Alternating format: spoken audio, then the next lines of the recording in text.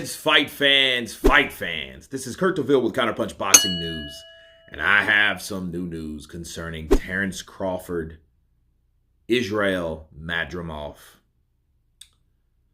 The breakdown, okay? I was going to do it last night. I was tired. I was tipsy. I was ready to go to bed, and I went to sleep. But anyway, this fight was very experimental. You seen one guy, Terence Crawford, looking to box, cautious, not really falling for the feints. You know, just looking for whatever happens. Then on the other hand, you had the champion, Madrimov. Madrimov did everything right. He followed the game plan to the T. Okay, the fight was a chess match. It was a technical-based fight. Madrimov really surprised me, not with his hand speed, but with his footwork. His footwork was on point. He was fast. He was good at getting out of there. He had a quick right hand that he delivered to Crawford. I think the punch was basically not to hurt Crawford, but to score on Crawford.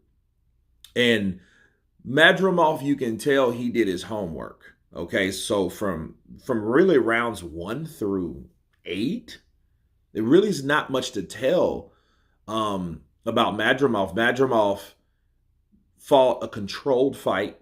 He fought in a cautious manner because he knew what Terence Crawford was capable of. What I did find out, I think it was the 8th or 9th round, when Terence Crawford opened up on him. That was the first time I seen Madrimov clinch. And it led me to understand this about Crawford. Crawford is not the type of puncher that people give him credit for. When he opens up shots on you, that's when it's time for you to get the hell out of dodge, bob, weave, move, lateral movement, clinch, whatever you have to do. Madrimov clinched because he was too close. And I think that's when Bomac told him, like, hey, you know what? You're going to have to put pressure on this guy. You're going to definitely have to do more. And he started landing more combinations. So really the 9th round into the 10th round, you seen Terence Crawford turn it up. And the question I have is for Crawford, could he have done that earlier? And I would have to say he could have.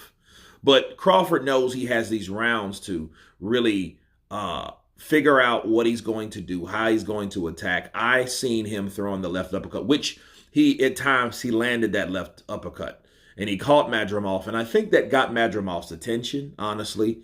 And those were the defining moments of the fight for Terence Crawford, and along with the last 3 rounds. And I think Madrimov really didn't do enough during that time. The championship rounds are the most important, but I think he didn't do enough, but I think he done what he did throughout the fight overall. You know, he fought a controlled, balanced fight. The game plan for Madrimov was not to get off kilter, was not to get uncomposed. He had to stay poised because the moment he would have got wild and reckless, I think Terence would have got him.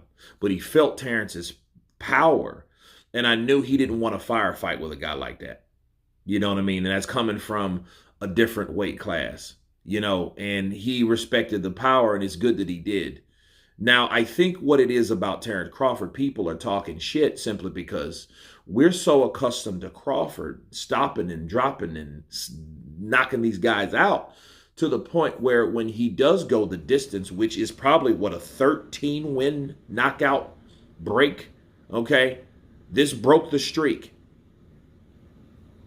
He broke that streak last night with Madrimov, and he didn't get the win, and I think that's what people anticipated. They were looking for Terence Crawford to do what he did to Errol Spence, to Sean Porter, to Kell Brook, to Amir Khan, to Jeff Horn, to Jose Benavidez, and so forth and so forth. But he has went the distance with guys like Victor Postol. It was just a better performance. But I think instead of dissing Crawford, you need to credit Madrimov. Does Madrimov lose any credibility from the loss? No. Because he was fighting a guy that he knew, like, hey, it's either I'm going to take it from this guy or he's going to take it from me. You know what I mean? And I don't think in this case it was no in between, because Terence Crawford, was starting to press the gas. And Madrimov didn't really want to press that gas with him. I think he wanted to fight a controlled fight, which he did. And I think it was because of the control that he had, he wasn't comfortable at coming out of his comfort zone to get caught. Okay. But I mean, even though he still lost, I think if they were going to do a rematch, I think Madrimov would fight a different way, because I think he would know, like, listen, I have to do something else besides my controlled game plan. But the game plan gave him success throughout the fight. I think it was a close fight still, but I also understand the perception that people get because Terence Crawford is so known to stop people and give you what you want. So when you don't get it, you start to complain. But that's my breakdown with Terence Crawford and Israil Madrimov. Close fight. Terence Crawford is now the WBA super welterweight champion, or light middleweight champion. Of course, please subscribe. And you guys been Counterpunch. Peace!